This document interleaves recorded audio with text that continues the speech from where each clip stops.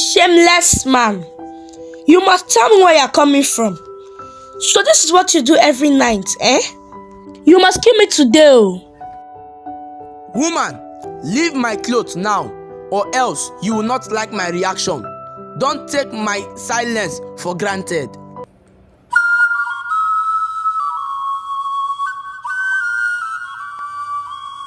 Many years ago, a young boy called Jude fell in love with a beautiful lady called Becky while in their youth service program. They were always fond of each other and they couldn't stay a day without seeing each other. It got to the extent that everybody in the campus knew about their relationship and how they discussed about their future marriage plans. Few months later, they were done with their youth service program. Becky was happy for Jude but also sad because they would not be able to see each other again. But Jude surprised her one evening when he invited her for dinner at a restaurant. And he sealed their relationship by proposing marriage to her. Becky was dumbfounded. She was too joyous to reply him immediately. Jude then asked what the problem was, and she screamed in excitement that she was ready to spend the rest of her life with him. Jude was overwhelmed with joy, and he began to make arrangements on how she could meet his parents. Few years later, Jude got married to Becky and they had a blissful home. Jude worked in a nearby community while Becky worked in a school. One fateful morning, Becky began to notice symptoms of pregnancy. She went for a test and confirmed that she was pregnant. Jude was so overwhelmed with joy that he threw a party of celebration. But Becky's joy was cut short when she couldn't give birth to a male child. It all began when she gave birth to her second daughter. At first, Jude never complained and she became pregnant again. And when they went for the third test, it was discovered that she was still carrying a female child. Jude changed completely. His mother began to advise him to take in a second wife. She began to see Becky as an impotent woman that couldn't give birth to a male child. She began to propose a lot of maidens for Jude, but Jude never showed interest in any of them. She became angry that Jude wasn't really showing pressure in looking for a male child. One day, she decided to move into Jude's house uninvited. Becky welcomed her mother-in-law into her matrimonial home, but she never knew that this was the beginning of her worst fate in life. Jude's mother began to see fault in whatever Becky does, in the way she talks, the way she walks, up to the way she cooks. Lazy woman. So you don't know how to bend while sweeping, eh? So because you are pregnant, you can't cook for your husband again. Becky could not understand the mystery behind this sudden change and character. One day, Becky could not take it any longer. When her husband came back from work, she complained to him about the nasty attitude of his mother, but he didn't seem to care. Instead, he just told her to get used to it. As time went on, Jude's mother kept on maltreating Becky. She turned Becky into a slave in her own matrimonial home. One day, Becky could not take it any longer. She stood up and challenged her mother-in-law, and that made situations worse for Becky. When Jude returned from work that day, Jude's mother went into his chamber and told him that his wife challenged her. She even further added that his wife slapped her. Jude grew furious in anger and swore to deal with his wife. He went in and warned her never to challenge his mother again, or else that would be her last day in his house. Becky was surprised by his answer but did not say anything. Jude developed a habit of staying late at work, and Becky every night would wait for him in the parlor until he is back. One rainy night, Becky decided to call Jude since it was getting late and he was not yet back from work. Hello, please, where are you? I've been waiting for you since. Your food is getting cold. Please, dear, I'm sorry I was held in the traffic. I will soon be on my way home. An important business meeting held me up to this time. I will soon be coming home. Becky stayed up that night until Jude eventually came home.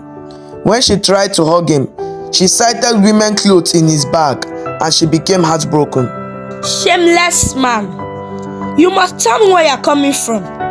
So this is what you do every night, eh? You must kill me today, oh. Woman, leave my clothes now, or else you will not like my reaction.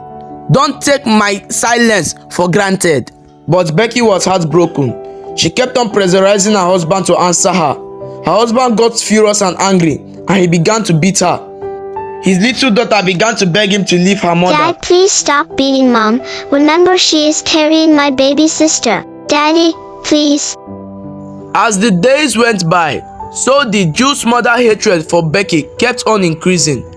Jude stopped Becky from working in the school she worked because his mother accused her of sleeping with other men.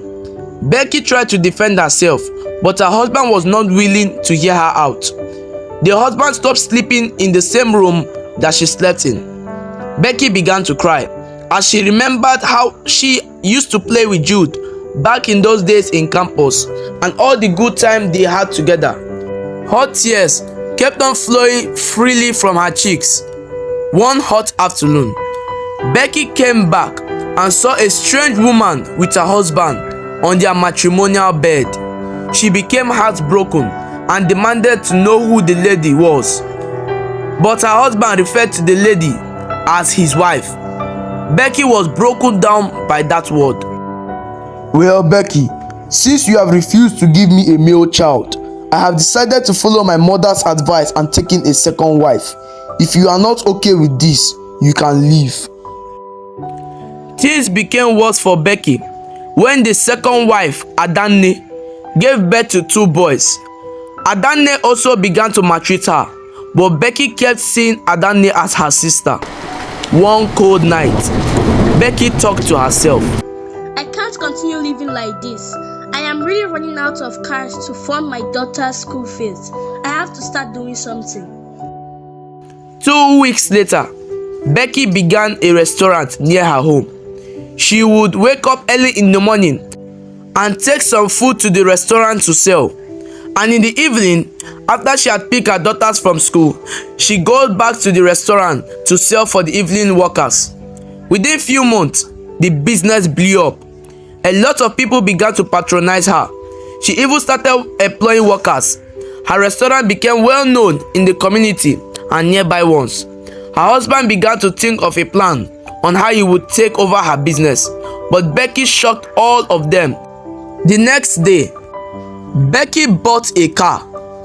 Jude and his mother were very surprised on how she was able to buy that kind of a car. This your wife is now becoming rich. It's like it's time we start becoming friends with her. But Becky just went into her house, packed her few belongings and took her daughters and went away. She had already bought a comfortable apartment somewhere in town and a nice spot for her restaurant.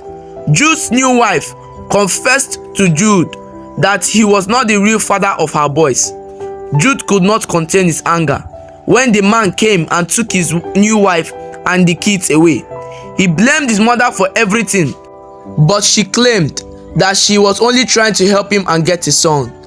You ruined my life, Mom. You made me throw away the best thing that has ever happened to me.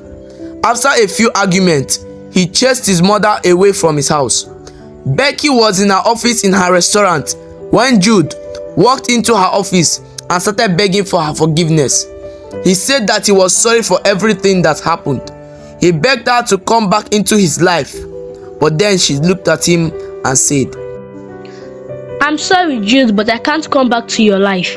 You rejected me when I needed you most. I am so sorry, but I can't. Jude went home very disappointed that day. Becky eventually gave birth to a baby boy, but she never returned to Jude's house. The end. Do you really think that Becky should forgive Jude and go back to his life after all she has been through in his house? Drop your answer in the comment section below. This story teaches us not to discriminate children because of their gender, because they have been sent to our life for a purpose. Do not conclude someone's present condition because you don't know what the person might achieve tomorrow. I hope you like this story. Please don't forget to hit the like button and subscribe to our channels for more amazing stories. And remember to share to your friends. Thanks for watching. See you in our next story.